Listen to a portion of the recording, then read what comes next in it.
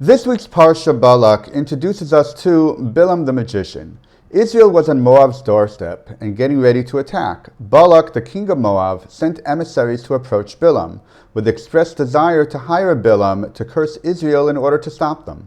Balak said that he chose Bilam as Bilam's reputation was that whomever Bilam curses will be cursed, and whomever Bilam blesses is blessed.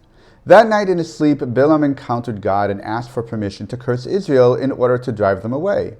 God, however, gave Bilam a three-part answer. 1. Do not go with Balak's messengers. 2. Do not curse Israel. And 3. Israel is blessed. Why does God tell Bilam all three parts when the first or even the first and second part should be enough to stop Bilam from acting? Or HaChaim understands that the reason why God gave an answer in three parts is because each one is independent from the other, and each one is actually addressing a different issue. Or HaChaim understands that God told Bilam not to go with Balak's messengers as they were not a worthy escort for him. Since God had said to Bilam, "You shall not go with them," and he had not said, "You shall not go" as a blanket statement, God was implying that with different, more important messengers, Bilam would be allowed to go.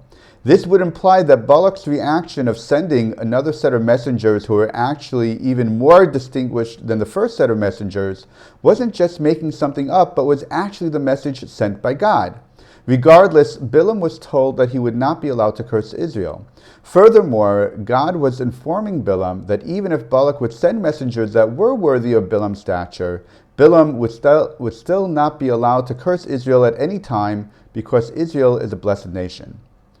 Most commentators note that Bilam was not known for his love of Israel and very much wanted to fulfill and even exceed in fulfilling Balak's request.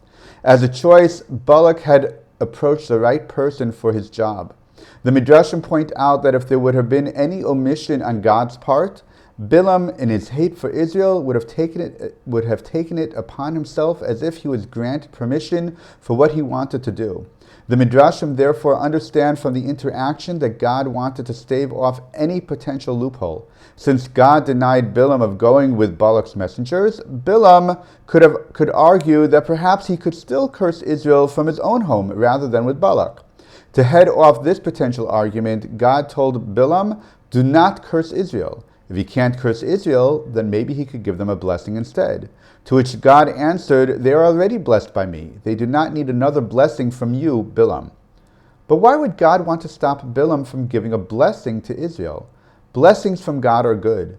Blessings from a human being, while important, especially as acknowledgement from an enemy, might come to fruition, but not necessarily in a positive manner.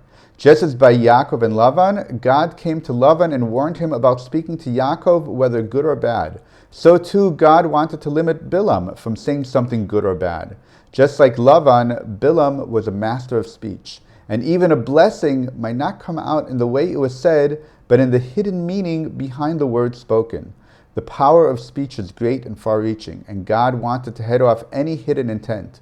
While Bilam understood God's message and repeated it many times to Balak, he still did his utmost to subvert the message so that each blessing that he said could have many multiple meanings.